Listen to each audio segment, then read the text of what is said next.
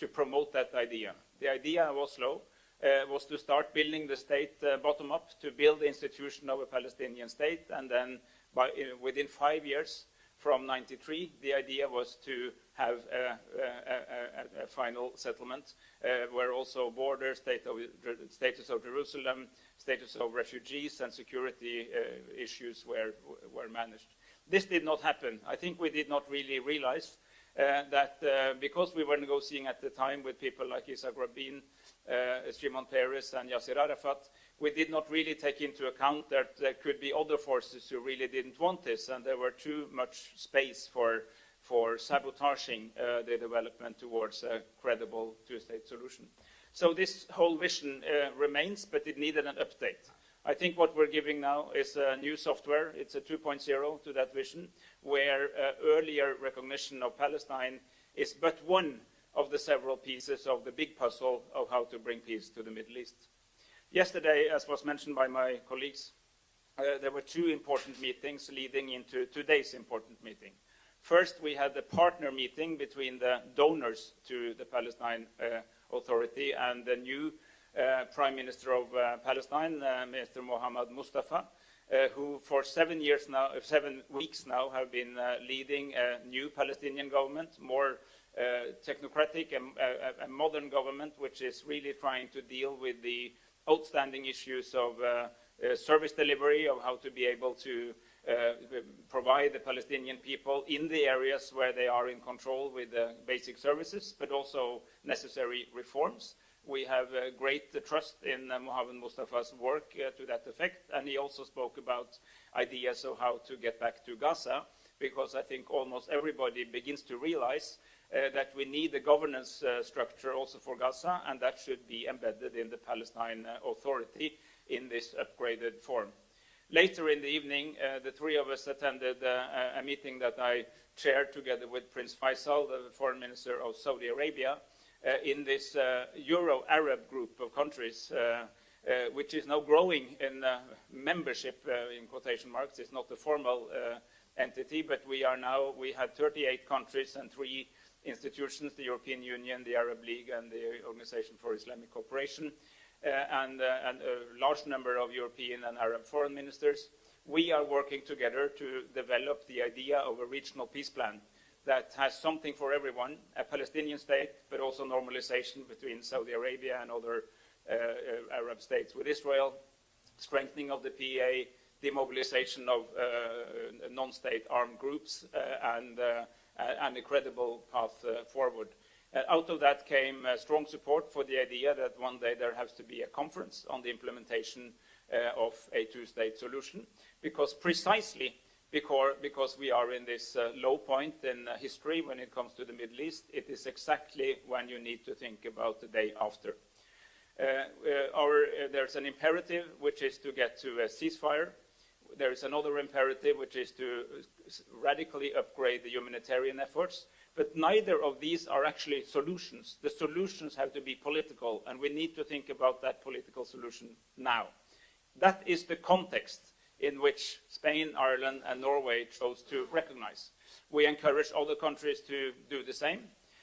We know that a number of European countries are either on the way to do so or contemplating, and we hope they will follow suit. But the main point from our side was to send a strong signal into this process that we cannot just be stuck with the way we wanted to do this in the 1990s. We have to realize where we are. We are in 2024, and we need to upgrade this long-standing vision of a peaceful settlement in the Middle East, a Palestinian state living beside an Israeli state, both governed in a way where they can work well together.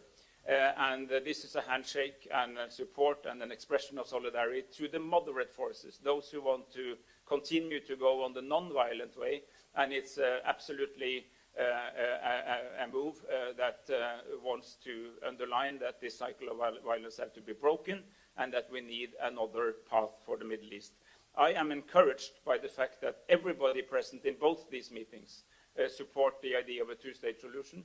Everybody agrees that we need to move there and have to start thinking of how to get there, even if there are different views on the exact moment of recognition. But this this train is now in motion, and the three of us together have actually, I believe, helped set it in motion together with so many other people who want a different outcome for the Palestinians and for the Israelis. Thank you, ministers. And now we open the floor for questions. I kindly ask you to introduce yourselves. Daniel. Hi, Daniel Rovirosa from the Spanish news agency EFE. I will take my question in Spanish for the Spanish minister. Buenos días, ministro. Quería saber si tras el ataque de esta madrugada de Israel a un campo de desplazados de Rafah y el vídeo de ayer de Israel a los 3 países, si han acordado hoy tomar alguna medida contra Israel. Gracias. Sí, muchas gracias. Buenos días. Hemos estado hablando de ello en la reunión previa y hemos estado de acuerdo en lo inaceptable que es ese vídeo, la filmación de nuestros embajadores que fueron convocados conjuntamente y que, por lo tanto, pues desde luego en algún momento habrá que expresar esa opinión que tenemos de rechazo a algo que no está dentro de la cortesía diplomática y de los usos de la Convención de Viena de Relaciones Diplomáticas. Pero al mismo tiempo también hemos estado de acuerdo en que no vamos a caer en ninguna provocación que nos aleje de nuestro objetivo. Nuestro objetivo es reconocer mañana el Estado de Palestina, hacer todos los esfuerzos posibles para conseguir el alto el fuego permanente lo antes posible y también al final que llegue esa paz definitiva.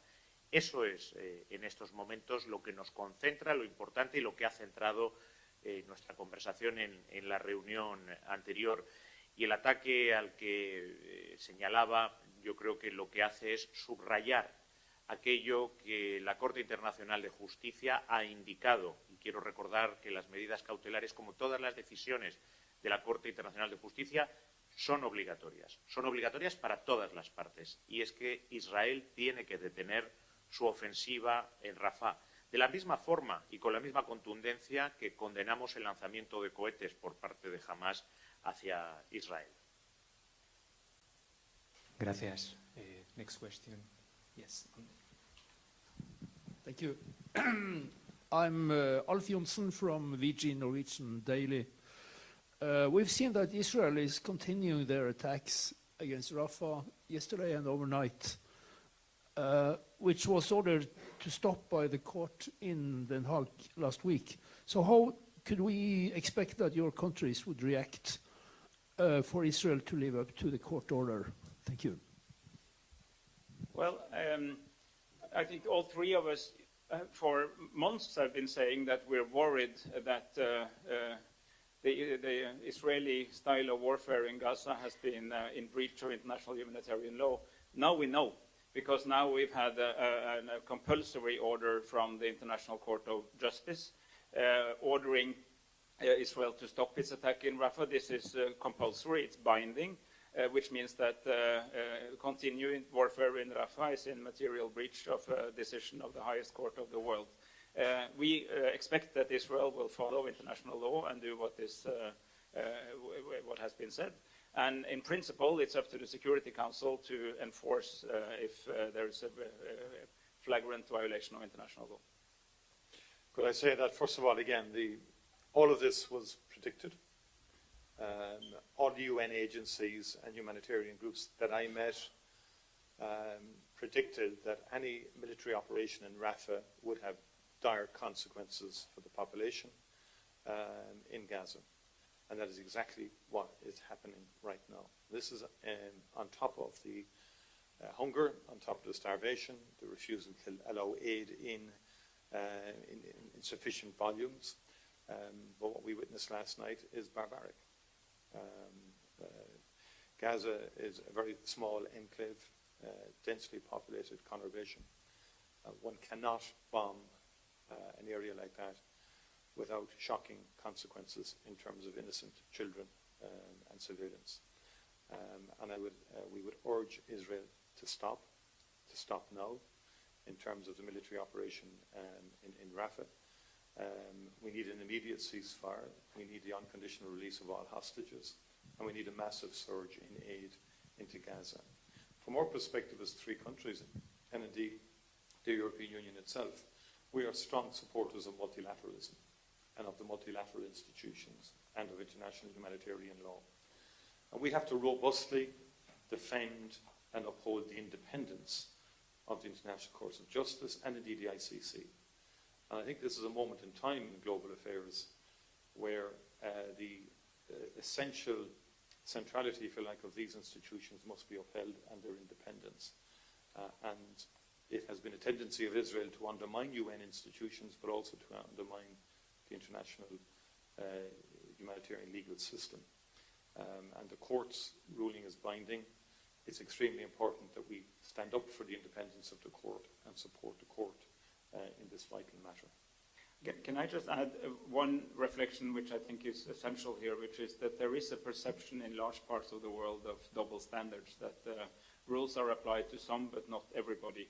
I think that critique is founded on some realities, and I understand why that perception has been created. And that perception undermines the credibility of the international legal system in general.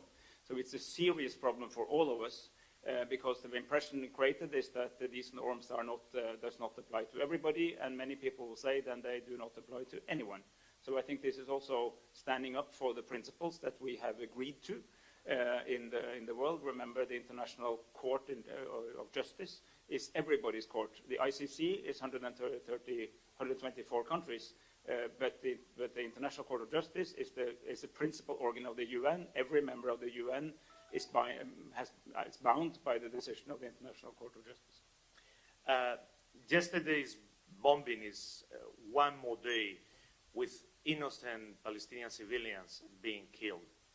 This stresses what we have been calling the three of us, our three countries, for a long time, that it's an immediate ceasefire. But the gravity is even larger because it comes after a decision taken by the International Court of Justice that, once again, I want to recall, that are binding and compulsory for all parties. Therefore, for Israel, that is calling to stop this attack on Rafah. I think that this time we have to raise our voice not only for an immediate ceasefire, but also to back international law and the United Nations Charter. I want to recall that the International Court of Justice is a founding body of the United Nations Charter. We are going to have a Foreign Affairs Council of Ministers of Foreign Affairs of European Union, and I'm going to ask the other 26 partners to declare the backing to the ICJ, to its decision, and also if Israel continues to pursue against that opinion of the International Court of Justice, that we try to take the right measure to enforce that decision and to back one of the most important bodies of the UN Charter. Thank you. And one last question, Tony. Thank you very much. Taoiseach, Irish Minister for Foreign Affairs, first of all, we saw the response of the Israeli government to the declaration last week of all three countries recognising the state of Palestine. We saw what some people have said was the humiliation of the Irish ambassador in Israel. I mean, do you think that that was done? And also we've seen the social media videos that were promoted by the Israeli foreign minister. Do you think that was done to try and discourage other EU member states from following suit? And are you hopeful that other member states could follow suit?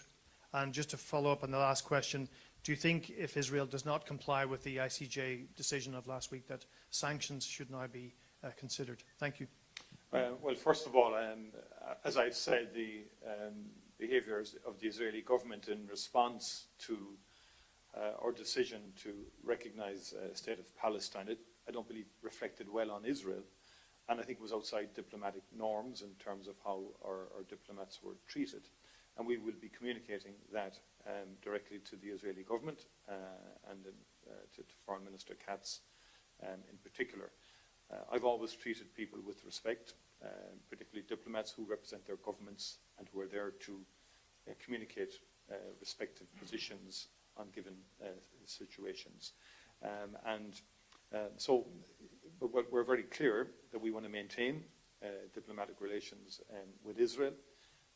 Our measure and our decision is based on peace, as we've articulated, and a genuine view in terms of how strategically this issue can be progressed in terms of towards a two-state solution, Israelis and Palestinians living harmoniously together. So we're not going to be in any way sort of diverted away from the core objective of our decision to recognise a state of Palestine.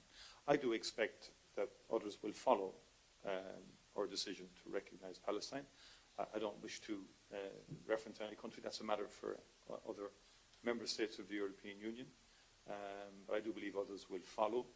And thirdly, I do believe it's a very serious moment in terms of multilateralism and the multilateral system.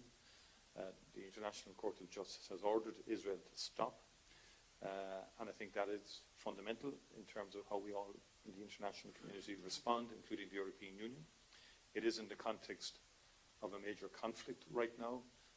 Our immediate focus has to be the ending of the bombardment of Gaza, a ceasefire, the release of hostages, and a massive surge of humanitarian aid. But I think, as Jose and Epson said,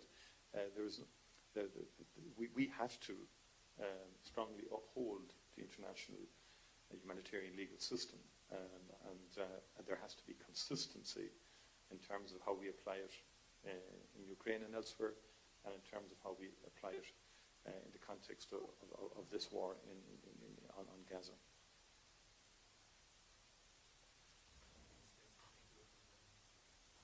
Thank you very much. Thank you.